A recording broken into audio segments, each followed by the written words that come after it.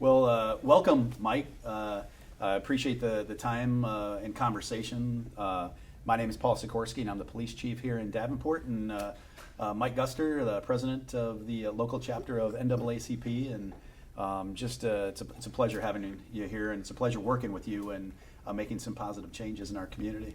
Absolutely, Chief. We are certainly glad to be here and to come down and be able to just to have a conversation with you as our police chief here in Davenport, and just to talk over a couple points with respect to some things that's been happening over the course of the last year, and how we are working on a bi-weekly basis on trying to prevent things from happening and staying ahead of issues that may be taking place here in Davenport and stuff. So yeah, and to your point, Mike, I think that's a really important piece of our conversation. Is while we've had some tragedies in elsewhere in the U.S. What we're doing is I think we're using those tragedies here as fuel to really get to know each other better and to use each other's perspectives. And I know you have called me many times, sure. Text me, called me many times about questions about things that have happened in our community. And I think having that open dialogue and the relationship to be able to do that with one another helps me as the police chief, and I think helps our community as well. Absolutely, and I'm just happy to be able to do that, and even as recently I was able to bring one of the citizens down, and we had a talk with the deputy chief about some issues that he was having, and was able to work them out, and it just was a win-win situation for everyone. And it just shows the how the police department here in Davenport will get involved to just solve issues that sometimes that really is not their in their area of responsibility, but you go above and beyond, and so we appreciate that here. Yeah, and I think one of the things that's important about that from our perspective is I think what you and many other community members have done in relation to that is helping us address issues at perhaps lower level issues that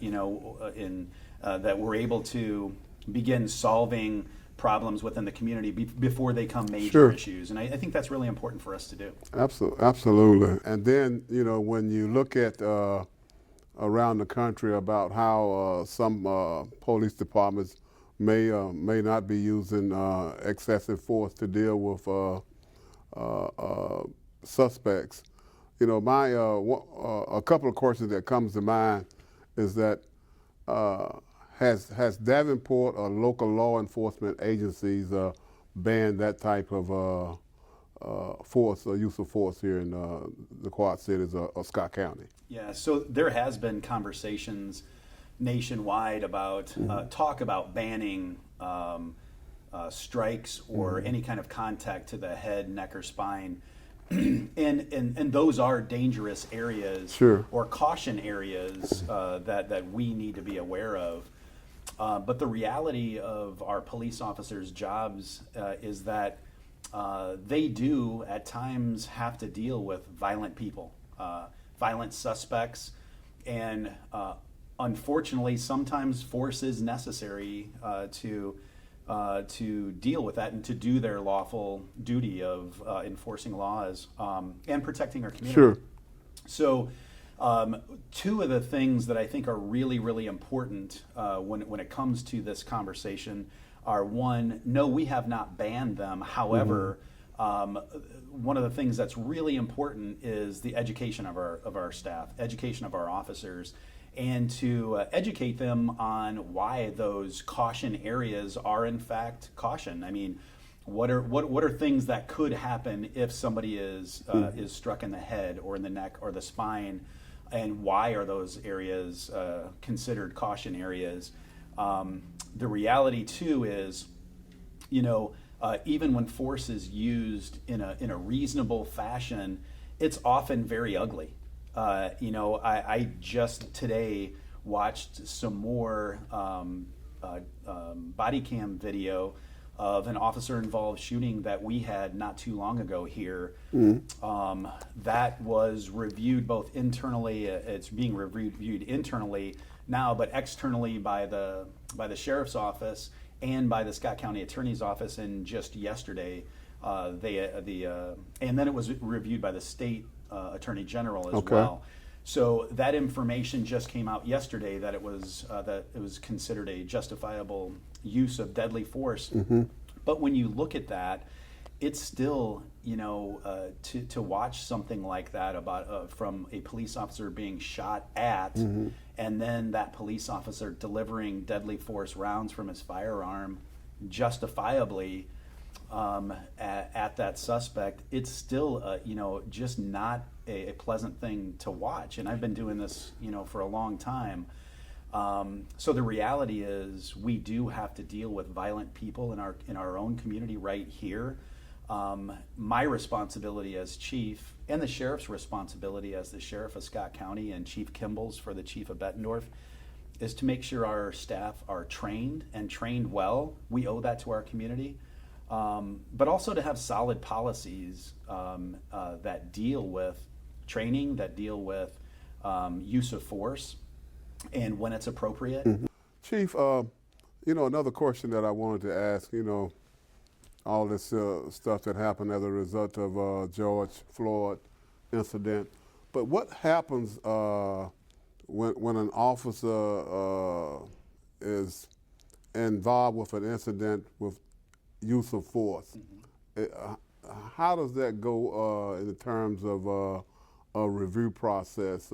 Can you kind of speak to that a little bit for me? Yeah, absolutely. I think everybody in our profession and probably our community as well learned a lot from just a tragic incident, and probably several tragic incidents around the country.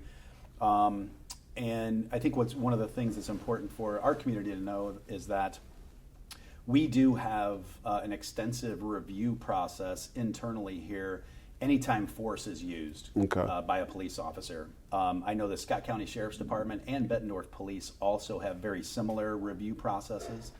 And that starts with a mandate that when an officer uses any kind of force, whether that's just putting their hands on somebody to help effect an arrest, to actually tackling somebody, or in a case that happened here, just a couple months ago, where we had an officer that used deadly force. That officer was shot at and subsequently shot back and struck a suspect with gunfire.